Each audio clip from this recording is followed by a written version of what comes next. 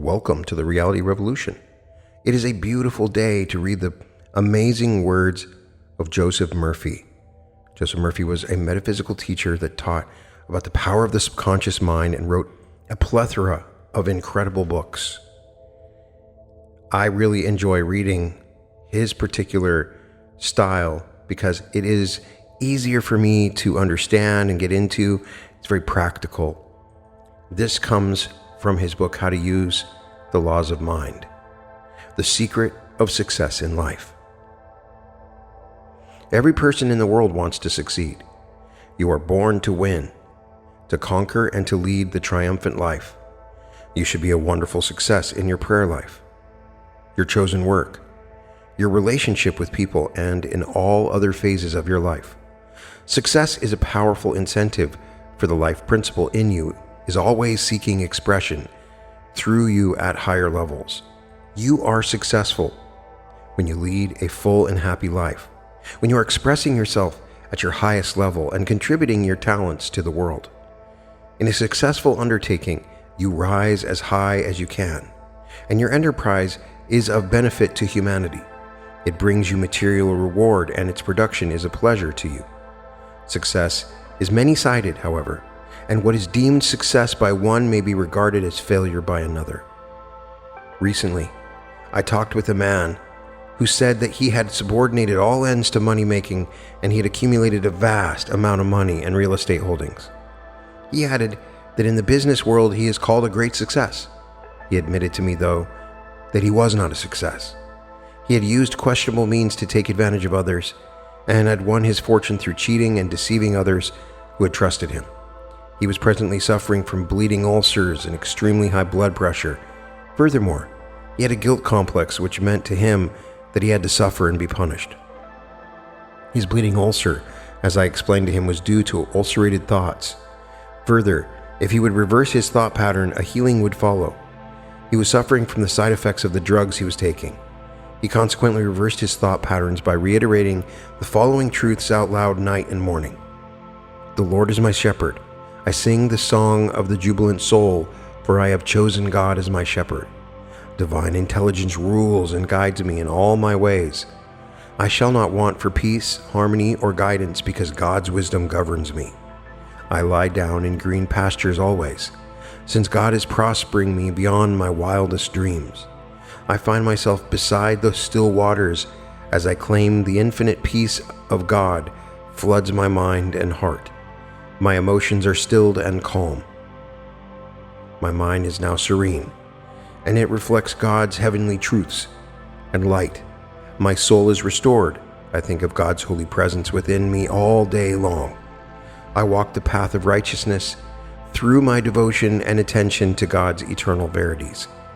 I know there is no death, and I fear no evil. I know God has not given us the spirit of fear, but of love and power and a sound mind. God's rod, love, and staff, truth, comfort, sustain, and nourish me. The banquet table of God is always set before me. It is the secret place of the Most High, where in my thoughts I walk and talk with God.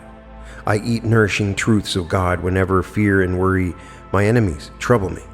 The bread I eat is God's idea of peace, love, and faith in all things good. The meat I eat is the omnipotence of God. The wine I drink is the essence of joy. The wisdom of God anoints my intellect. It is lamp unto my feet and a light on my path. My cup is truly the chamber of God's holy presence. It runneth over with love and joy. I mentally dwell on goodness, truth, and beauty. This is my house of God. As he saturated his mind with the interpretation of the 23rd Psalm over a period of time, he noticed a distinct change in his whole demeanor and outlook on life. He became more kindly, considerate, and more loving in all ways. Drugs were no longer necessary. He discovered that a changed attitude changed everything. He ceased condemning himself. The life principle never condemns, and when you begin to use your mind in the right way, right results follow. Your mind is a principle. And if you think good, good follows. If you think lack, lack follows. The life principle holds no grudges, no more so than the principles of mathematics or chemistry hold grudges. You may have been fired by companies you worked for because you could not add or subtract correctly. But by following proper instruction, you don't make these mistakes anymore. The principle of mathematics has no grudge against you. The same is true of your mind. Begin to use the law of mind in the right way according to the golden rule and the law of love. The mind principle has no grudge against you. The past is forgotten and remembered no more. Edison knew that speech produced undulatory waves and theorized that these vibrations could reproduce the speech or song. In other words, he conceived of inverse transformation, the reproduction of speech or song by mechanical motion, namely the phonograph. Students of scientific laws know that all transformations of force are reversible. Heat produces mechanical motion. Reverse it and you discover that mechanical motion can produce heat. Science says electricity produces magnetism. Likewise, magnetism can produce electric currents. Cause and effect, energy and matter, action and reaction are the same and are interconvertible. Therefore I say unto you, what things soever ye desire, when ye pray, believe that you receive them, and ye shall have them. Mark 11:24. Here you are told to pray believing that you already possessed what you pray for. This is based on the law of inverse transformation. Achieve success in prayer. A mother wished to visit her son in London, who was graduating from college. However, she did not have the necessary funds. I asked her what her attitude would be if she were over there now, embracing him and witnessing the graduation exercises. She said, "Oh, I would be so happy, I would be delighted." I suggested that she experiment at night prior to sleep, making their here and the future now, and to feel herself embracing her son, making the whole scene vivid and realistic, so much so that when she opened her eyes, she would be amazed that she was not in London with her son. Experimenting along these lines, the third night she subjectified the state. When she opened her eyes, she was really amazed that she was not physically there. The answer to her prayer came with the repayment of a loan she had given to a woman 10 years previously. With the interest added to it, it was more than the amount necessary for her trip. She assumed that she was already witnessing the ceremony and conversing with her son, and that joyous feeling and assumption brought about the joy of the answered prayer. She contemplated her objective as an accomplished fact. She understood that all transformations of force are reversible. She knew that her physical presence in London would bring her great joy and satisfaction. Capturing in her mind the joy that would be hers in being there, this mood she knew must produce the answer to her prayer. He calleth those things which be not as though they were. Romans 4:17. Success in your prayer life is based on laws of mind. Realize that if a physical fact can produce a joyous mental state in you, the joyous mental state can produce the physical fact. Unscrupulous methods. When a man uses unscrupulous financial or business methods, he may not suffer financial loss, but loss can come to him in many ways, such as loss of health, loss of promotion, loss of prestige, loss of self-respect, loss of love, etc. For the ways of the subconscious are past finding out. All misdeeds or misuse of the law of mind must be accounted for sooner or later. The only success that permits a man to rest peacefully and harmoniously is that which conforms to the golden rule, i.e. to think, speak, and act toward others as he would wish others to think, speak, feel, and act toward him. Success is primarily moral and spiritual, governed by honesty, integrity, and justice, and tempered by goodwill to all men everywhere. All of us are interdependent, and it is reasonable to assume that the welfare of others is essential to the success of every man. It is undoubtedly true that the more man cares for and appreciates the spiritual life, the more he will use his material wealth wisely, judiciously, and constructively. A spiritually minded person should be comfortably housed, clothed, and fed. In other words, he realizes that all things are here for his use and enjoyment. God, who giveth us richly all things to enjoy, 1 Timothy 6:17. It is true that no one possesses anything in the absolute sense. God possesses all, but we have the use of God's treasures in the earth, including the sea and the air. A spiritual-minded person should have all the money he needs to do what he wants to do, and when he wants to do it. Money is simply a medium of exchange, and it has taken many forms down through the ages. It is God's way of maintaining the economic health of a nation. Success in spiritual work. You must realize that a spiritual work or a spiritual organization is not a success if it is constantly begging for more money. This practice is evidence of downright failure. This could be called spurious spirituality. If the spiritual approach to life is successful, it is needed by the world and will be supported. The successful man is not a mere partisan, but a real truth seeker. The spiritual-minded person is not a proselytizer, but a co-worker on the way. The secret of the truth seeker is his fidelity to the inner promptings of his higher self. The infinite presence in each of us grants us the potentialities of success, and we are here to go forth conquering and to conquer. Recently, I gave some spiritual advice to a president of a very large corporation. He was very successful, had all the money he needed, lived in $1 million home, and had all the comforts and luxuries of life. Of course, there is nothing wrong with that. He came to this country penniless and had reached the top in his field, all of which is good. However, he was not successful in the art of living. He had very high blood pressure and suffered from migraine headaches and colitis. He said to me, "I am a nervous wreck. I have tried tranquilizers, sedatives, antispasmodic tablets, and nothing seems to help." I suggested that all he really needed was peace of mind and that no one could give him that but himself.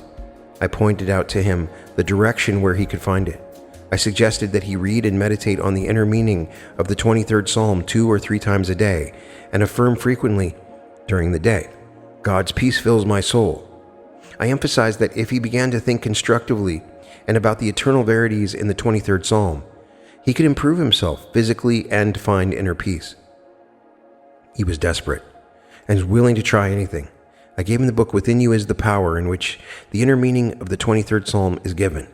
He had an open mind and began to meditate on the psalm and other chapters of the book. He found that inner quietude and peace which he had been seeking. Turning back to the God presence within and communing with divine love and divine peace, his soul was restored. A full cup cannot receive any more. There are some minds so full of false beliefs, opinions, and weird and grotesque concepts of God that it is impossible to insert anything new, vital, and constructive. I recently said to an alcoholic, "Admit that you are an alcoholic. Open your mind to new ideas." A closed mind can receive no interpretations of life, no more so than your closed hand can receive a proffered gift of a book from me. He said that his excessive drinking was all due to pressure and tension at work. He made a great deal of money, but most of it went to the bar. He was hungry and thirsty for a healing. At this point, he came to a decision that he wanted to be healed, which in itself is 75% of the healing process. I explained to him that his subconscious mind would accept his whole-souled conviction and that sincerity was essential. At night, prior to sleep, he affirmed feelingly, knowingly, and lovingly, "God gives me freedom, sobriety, and peace of mind. Thank you, Father." That was his prayer for 5 or 6 minutes every night. Actually, he was writing with his conscious mind freedom, peace, and sobriety in his subconscious mind. In less than a week, he succeeded in impregnating his subconscious mind, and he lost all desire for alcohol. The law compelled him to freedom, whereas before, it compelled him to be a compulsive drinker. You can use any law 2 ways. He decided to use this one the right way. The Bible says, "Come unto me, all ye that labor and are heavy laden, and I will give you rest." Matthew 11:28. The Bible is a psychological and spiritual textbook, and is not referring to a particular man. The characters in the Bible are personifications of truth. You do not go to any person for rest, security, or peace of mind. You go to the God of peace within you, and boldly claim, "God's river of peace, love, and joy is now flowing through me, vitalizing, healing, and restoring my soul." The divine presence is within you.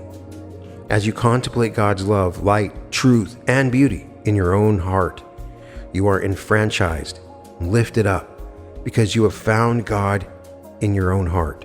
The divine center is within you. The psalmist says, "Rest in the Lord and wait patiently for him." Psalm 37:7. The word Lord represents spiritually the lordly power, which is God. But just in the Lord means to rest and trust that infinite spirit in you, which created you, governs all your vital organs as you sleep, and is in complete control of all externals. In other words, it is your higher self. In ancient times, there were feudal barons who had the power of life and death over the serfs, slaves, and peasants under their control. The lords in England today represent titled nobility and have no such power. Look at the whole thing this way. The Lord in you is really your dominant conviction, your master thought or belief which controls and dominates all lesser thoughts, ideas, opinions, actions, and reactions. For example, your Lord could be fear, i.e., if you are dominated by fear, if fear predominates, then fear governs and controls all your thoughts, feelings, actions, and reactions. A wonderful Lord to enthrone in your mind would be a God of love, ruling, guiding, and directing you along all lines. This dominant conviction would work wonders in your life, and your whole world would magically melt in the image and likeness of your dominant conviction. When divine love and divine right action govern you, the true Lord is ruling in you and will keep you in peace. You will be successful in your work and in your relationships with people. You will have good health and be free from despondency and melancholia. Your dominant belief rules your world and determines your future, where you shall go and what your experiences will be. Whether good or bad, Quimby said in 1847, man is belief expressed. You will be assured of success, true expression, and harmonious relations with others when you make it a habit to tune in to the divine center within you and look upon the divine presence within you as your guide, counselor, way shower, and source of your promotion and welfare. Then all the pretty, fearful, annoying worries, jealousies, and envies will fall away. There is no room for them in your mind anymore. All of us suffer until we get the insight to look within. The Bible says, "In returning and rest shall ye be saved." Isaiah 30:15. There is a man of over 90 years, chronologically speaking, who comes to hear me occasionally on Sunday mornings. Recently he said to me that about 30 years ago he had the same concept of God as he had when he was a little boy. His concept was that of an angry, spiteful God, a sort of oriental sultan who ruled tyrannically. He lived in fear and thought that the will of God was that he should suffer. And the doctor said, "You have about 2 months to live. Get your affairs in order." A young woman visiting another patient in his hospital room gave him a pamphlet on how to use the healing power, which he read avidly. All of a sudden, he had a great thirst and hunger to live. He got up out of bed, insisted on going home, and invited all of his friends to a restaurant for dinner and refreshments. He said, "I am celebrating my resurrection."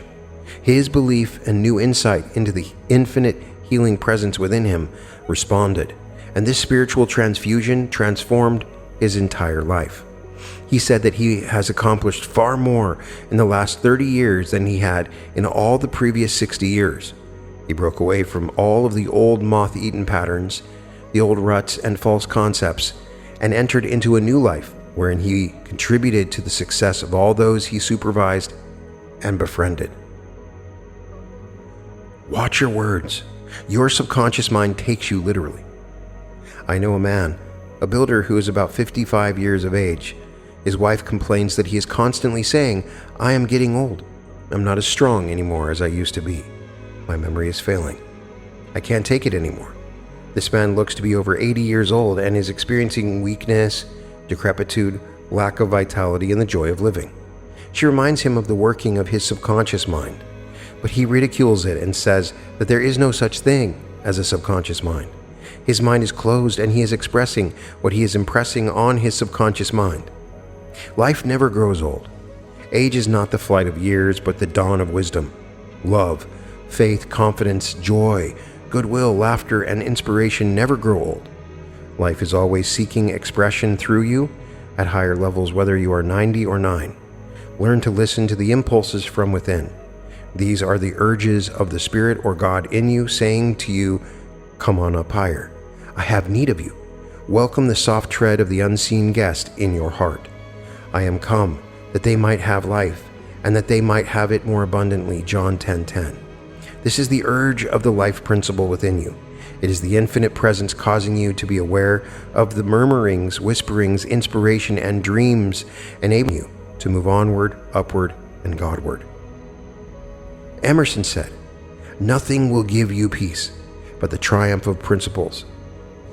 You would not wire your house unless you understood and applied the principles of electricity.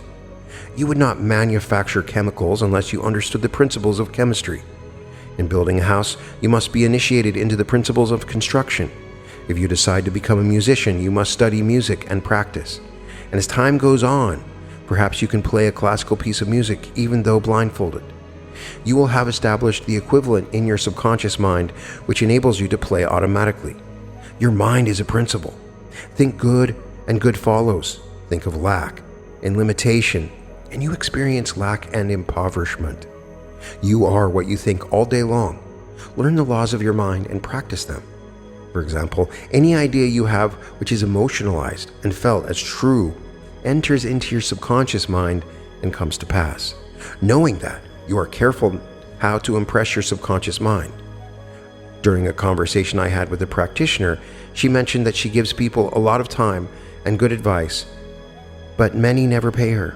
I suggested to her that she could overcome that by affirming that all those who come to her are blessed, healed, and prospered, and that they gladly pay in divine order. She changed her attitude and her subconscious responded. The reason many clients had not paid her was because in the daytime she was a social worker, and her subjective thinking was about poor people and poverty. She became very successful following her new insight into the way the mind works. Many people say, "If it's the will of God, I want it." If your prayer is preceded by "if," your manifestation will be very iffy and probably will never come to pass. A woman seeking companionship said, "I'm too old, I'm homely." She recited all the reasons why she could not get married instead of all the reasons why she could. I said to the woman who had these defeatist ideas, "The man you are seeking is seeking you." The last time he got married, his wife was so beautiful she ran around and slept with all the boys. He does not want that now. He wants you. I continued by saying that she should read the newspapers and see all the names and ages of people 60, 70, and 80 years of age getting married. Infinite Spirit will attract to you the right companion in divine order, but you must claim it. Think of all your good qualities and what you have to give a man. Let that be your broadcast, and by the law of reciprocal relationship, you will attract the right man into your life. Your sincerity will make it real. She followed these simple instructions and in due course received an answer to her prayer. Another superstition is if it's God's will. That is too absurd for words. The will of God is a greater measure of life, freedom, expression, and growth. Any idea or desire that you have for growth, wealth, success, or healing is the will of God for you. Focus on your desire. Bring your conscious and subconscious together at one point. Then you will bring your desire to pass. Another superstition is, if it's right for me, what is not right for you? It is right for you to lead the abundant life. It is right for you to have perfect health, peace, harmony, joy, abundance, security, true place, and all the blessings of life. God gave you richly all things to enjoy. Take a weaver's loom. All threads are on it, black, brown, yellow, etc. The loom takes all the threads and cares not. Supposing you look at a carpet and say that it is awful and an eyesore. Change the thread, and the loom is mechanical and responds accordingly. Your conscious mind is the weaver. Your subconscious is the loom. A man opens up a brothel and makes a lot of money. The subconscious does not care. It has no morals. It expresses what is impressed upon it, whether good or bad. For example, a man may inherit a lot of money. Perhaps he will spend it badly. Perhaps he will gamble and lose it all. Or perhaps, if he is of a religious persuasion, he will teach limitation and instill fear into the minds of people. Remember, the law is impersonal. If you misuse the law by hurting others or by robbing or depriving them in any way, the law of your mind responds in its own way. Vengeance is mine. I will repay, saith the Lord. Romans 12:19. Live according to your highest ideals. A man asked me why it was that sexual perverts and dope fiends write good poetry, music, and wonderful plays. The answer is simple. God or infinite intelligence is no respecter of persons and will respond to the altruist, pervert, or murderer, providing he believes, and according to his belief, is it done unto him. Another superstition that some people have is that God is testing them. They have a messianic complex that God is up there in the clouds somewhere and is going to drop a great challenge to them to see how they are going to handle it. God does not punish or test anyone. Man punishes himself because of ignorance and misuse of the laws of mind. The only sin is ignorance, and all the suffering in the world is the consequence. You are needed. The poet said, "We are all parts of one stupendous whole, whose body nature is, and God the soul." There must be joy in your work. In olden days, when they made a table, a statue, or a chair, there was a song in their heart. They took pride in their work. The larger piece in the table or the building needs the small. All the component parts go to make up the unit. You are needed. There is no misfit in the universe. All notes are necessary for the symphony. There's no one in all the world who can do something just like you, because only you are you. You are unique. If you are a cook, you are essential to the general of the army. There is nothing useless but your belief and concept that you are.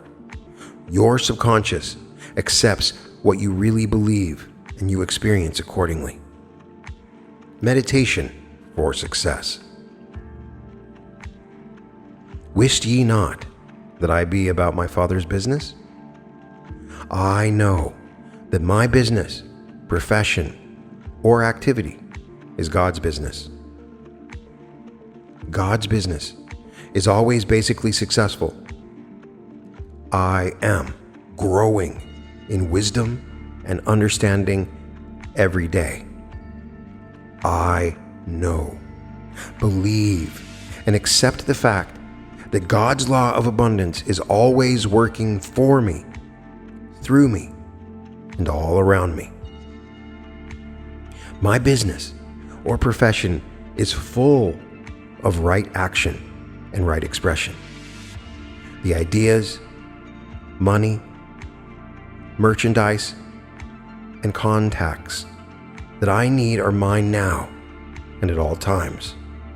All these things are irresistibly attracted to me by the law of universal attraction.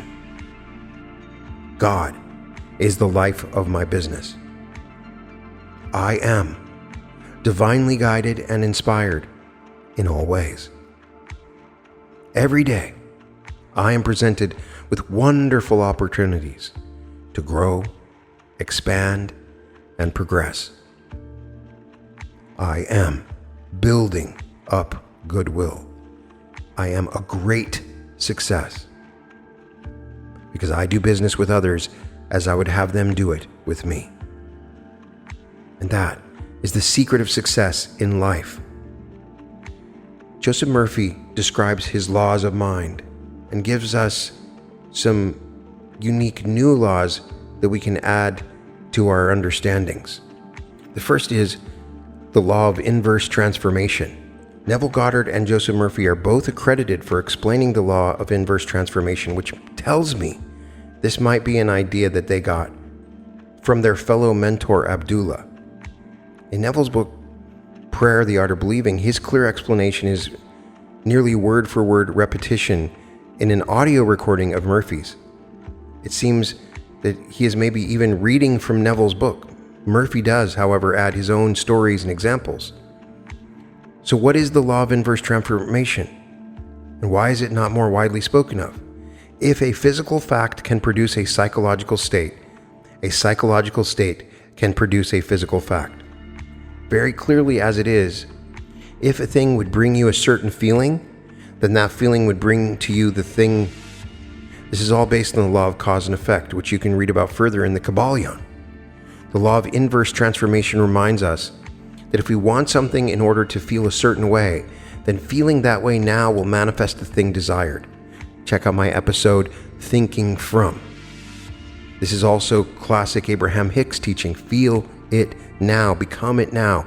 Per Neville, enter the state and live in the end in the feeling of the wish fulfilled. Another law mentioned here is the law of reciprocal relationship. The idea is that infinite spirit will attract to you the right companion in divine order, but you must claim it. You think of all your good qualities, what you have to give to someone else, and understand that the person you're seeking is seeking you. He discusses this law in terms of broadcasting outward. Those are two more subtle things mentioned in this chapter, but he also is reiterating the important concept that your subconscious mind is impersonal and it does not judge. So when you bring guilt to it, that only adds to the flavor of it. It will do whatever, depending on whatever you do. And the only sin is ignorance, according to Murphy. So you understand that it doesn't matter what you think. If you desire fire, fire will be manifested in your life. If you desire cold, cold will be manifested. There is no judgment by your subconscious. It simply produces whatever you ask. It is impersonal. If you feel guilty about it, then your feelings of guilt that you bring to it is what manifests the outward expression of your guilt, not your subconscious. Murphy's reiterating over and over that success is about living a happy life and gives examples of people that have made millions of dollars that are not happy. That you can live a happy, fulfilling, joyful life by your thoughts, and that is the secret to success. You can find all episodes of The Reality Revolution at therealityrevolution.com. And welcome to The Reality Revolution.